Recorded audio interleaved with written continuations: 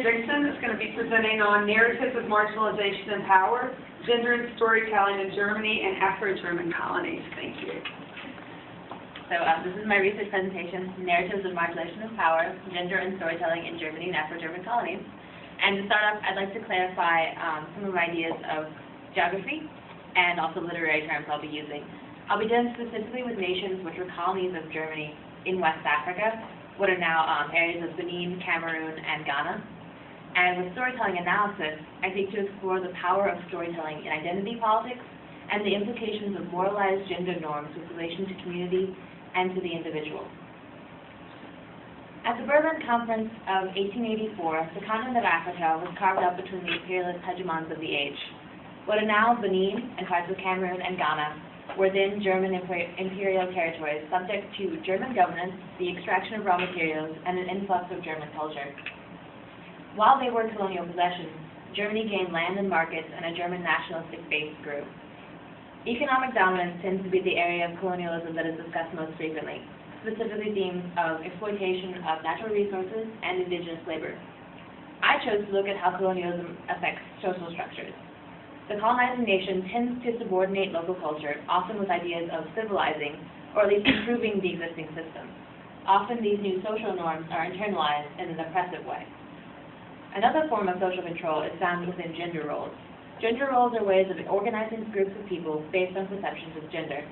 They create and maintain hierarchies and create a framework for social interaction. When they are oppressive, they limit the agency and personal choice of all, especially women. In my research, I wanted to see where these two ideas of control, domination, and social manipulation intersected, and what kind of relationship they had. With the historic context of colonialism as a backdrop, I began looking at the ways in which people represent gender, how they tell stories. There's power in storytelling. The stories we choose to tell and the way we tell those stories informs the way we view the world and the way we view relationships with other people. Studying stories as a historical source is almost like explaining the character motivations of a culture. It is core to understanding the motivations, morals, and ideals of a society. I recognize that in an oppressive social structure there's no separation between issues of gender, race, ethnicity, or class. But in order to adequately and succinctly make my case, I will limit my analysis to gender only. Imperialism is domination, and domination implies a hierarchy, which is a neologism coined by Elizabeth Schuster-Fiorenza in 1993. Fiorenza explains hierarchy as an elaboration on the idea of patriarchy, extending its analysis of oppression to sexism, racism, classism, and other forms of systematic oppression. The structure of hierarchy is self-sustaining because it becomes an internalized force. Those with relative power tend to remain in power, while those without tend to remain disenfranchised. A hierarchy will be perpetuated if it is justified and incorporated into the narrative of the colonizer and the colonized, if it becomes part of their storytelling. For my research, I chose two different types of storytelling media to illustrate the connection between narratives and concepts of gender roles and colonialism. Recorded oral tradition through a Douala folk story, and film through a German melodrama. While they were both have very distinct characteristics and differences, especially the time period in which they were recorded, they're both legitimate forms of storytelling and can be compared because their thematic content is so similar and deals with how gender roles are subverted or perpetuated. The Douala tale of the Forbidden Egg was first collected and translated by a German ethnologist in Cameroon in 1904. Whether it comes from pre-colonial Douala culture or not, it is a story which illustrates the structure of oppression against the female gender, and because it was recorded while Cameroon was a colony, it can be viewed through this colonized lens. The Forbidden Egg story basically goes something like this. There are two wives, and they're fighting over the affection of their husbands. The first wife goes to what we would normally consider now to be a witch. She's an elder in the community who has some sort of magical powers. So the first wife goes to her and asks her for some sort of blessing that will make her husband love her more. So the elder gives her a series of instructions to follow, and she does so willingly, happily, and she is given an egg. When she cracks the egg open, she discovers inside of it a large house for her husband and her to live in. The second wife is jealous of all the attention the first wife is getting now for having an awesome house, and she also goes to the elder to ask for a blessing. But she doesn't follow the instructions correctly, and she's very rude about how she interacts with the elder. And so when she receives her egg and cracks it open, inside there's an army who comes out and destroys the community and actually burns it down. So even though women play all the main roles in the story, the main thrust of it is masculinity having unshakable power. The husband is the catalyst that causes animosity between the two wives, and therefore the catalyst to their actions and decisions. If the wives had not felt pitted against each other, they would have no reason to compete for his affection. The hierarchical structure they exist in encourages infighting and not cooperation against the structure to change it and to improve their lives. Also, notice that the punishment for not following the social gender role, not following instructions, and not pleasing the husband, is not inflicted solely upon the individual wife, but upon the entire community. In the story, following the social structures of gender roles not only maintains individual safety, but also the strength and prosperity of the community. In 1994, Wiet a German film director employed by the propaganda department of the Nationalsozialismus Nazi Party, released the melodrama Abvergang. Based on the book of the same name, it tells the story of Albert Froben, who has just returned from visiting all the former German colonies and imperial spheres of influence. From viewing the first few scenes of the film, it would appear to be explicitly about colonialism.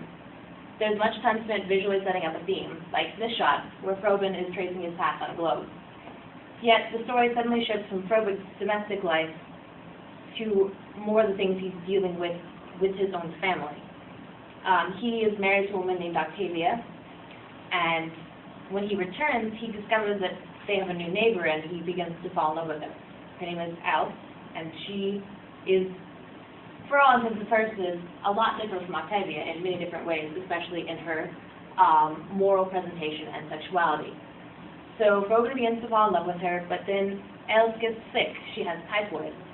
Froben begins this tradition of visiting her and actually, as he rides past her window, saluting her in a very sort of nationalistic performance. But then Froben gets sick, and his wife Octavia continues this tradition. She continues to go visit Alice and encourage her to get better. Once Froben gets well, he returns to see Alice, and she tells him about what his wife has done and how self-sacrificing she has been in treating Alice. And then Alice dies. Then Froben reconciles with his wife, and the final few scenes of the movie are him and Octavia portrayed as sort of a return to moral purity. So there's a stark difference between folktale in Germany and its colonies, and that's in the communication of ideas. Folktale in the colonies occurred originally in a setting where the storyteller and the audience interacted, both parties having specific rights and obligations. It was more cooperative. Storytelling in this way is a direct communication of ideas, sharing morals but also offering a forum for discussion, and making sense of society in changing contexts, like a colonial context where people are being exploited and social structures are unstable. Oral tradition relies on rote memorization, but the stories can be changed, and the tone and inflection of the storyteller can add a nuanced meaning. For example, I've told this forbidden egg story to myself many times, and it's always different every time.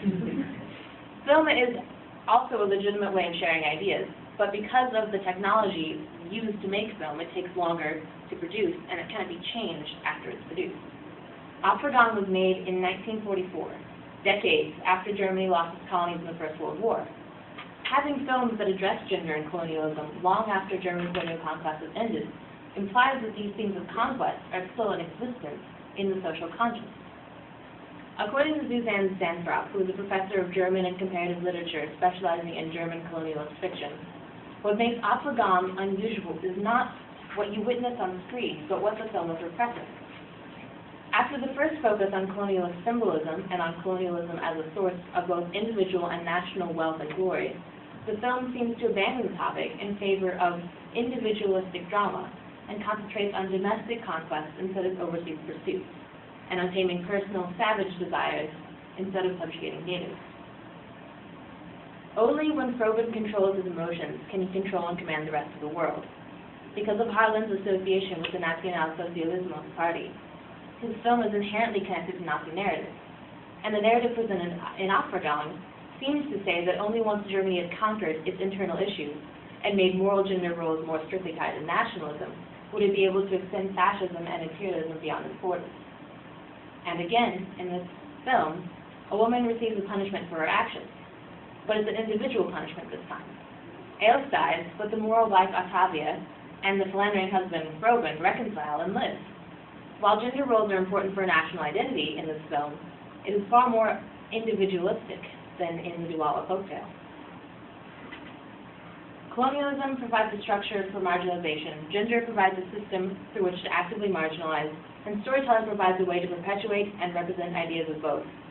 The Forbidden Eggs and Opfergang both illustrate how colonial issues of dominance can play out in a moralized gender role system.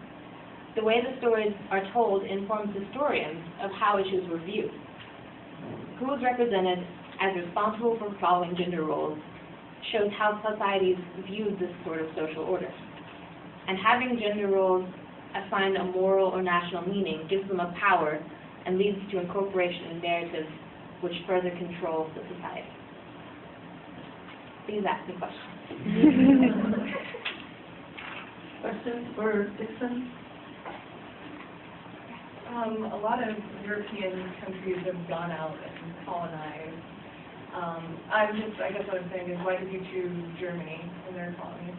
I chose Germany because I'm a German minor, and also because it's really interesting for me to see a nation which not only had colonialism and imperialism, but also had such a severe shift to fascist ideas and nationalism, and see how those themes were being played out early on in their history as a nation.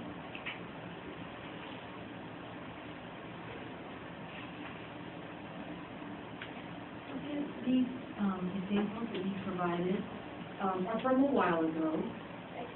Do you know, or in your research that you come across, have these been perpetuated? Do you think? Do these continue on in today's? I feel like today there's a lot more critical analysis of these things. There's a lot less of accepting it as represented truth and more of looking for subversions of these narratives and more of looking at this is what was being propagated, but not necessarily what was held true for lived experience of people living at that time.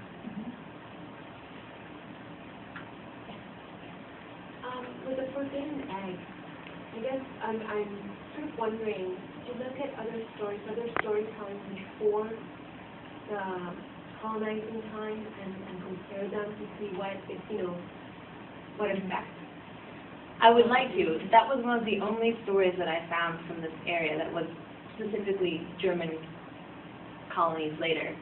And I would actually, I intend to study this more and to look more into this because I think those differences and that shift, if there was one that occurred, would be really, really interesting to see and look to see what specific combinations of outside pressures caused that.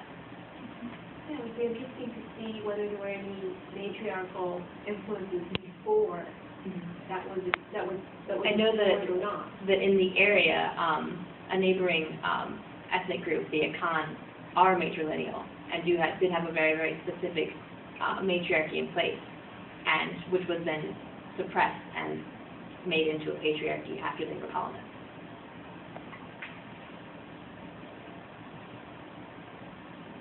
Do you see any resistance in the narratives at all, particularly with the storytelling? So it's not just a matter of propagating sort of the gender ideology at the time, but any possibility of resistance with storytelling? I think that there definitely would be. For specific time periods, I think what you would run into most would be perhaps those are ones that they want to be recorded, that would be recorded by, for example, a German ethnologist. They wouldn't be looking for subversive narratives. They'd be looking for things that they can use as holding up gender norms, as holding up a way of interacting with each other that would make a more stable society. But I think that there would definitely be subversive narratives present in both societies by the nature of how humans interact with each other. Question? Was there any gender tradition in the art of storytelling? Was it something that was just, not really mentioned, or was it a father to son or mother to daughter, or did it? I didn't find any information on that, and that's a really interesting angle, because if you look at who is telling the stories and what sort of biases will they have in telling the story, you can run into a lot of different retellings of the same tale with different emphasis. Yeah.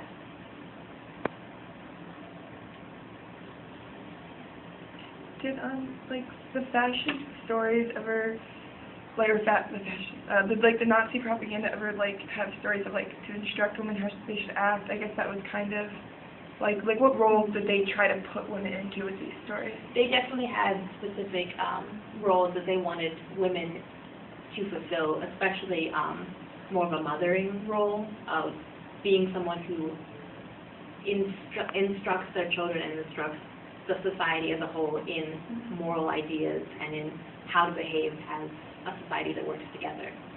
And so there's definitely that idea of wanting to have someone who can be a mother to the country as well as to the family. Would you kind of parallel that to the idea in Victorian structure that we talked about in Bowman's class? You know, this idea of the pure mother, is that what was going on? Definitely, yeah. The idea that you can, there's one way of behaving and you fit it because you were a woman. Yeah. Thank you.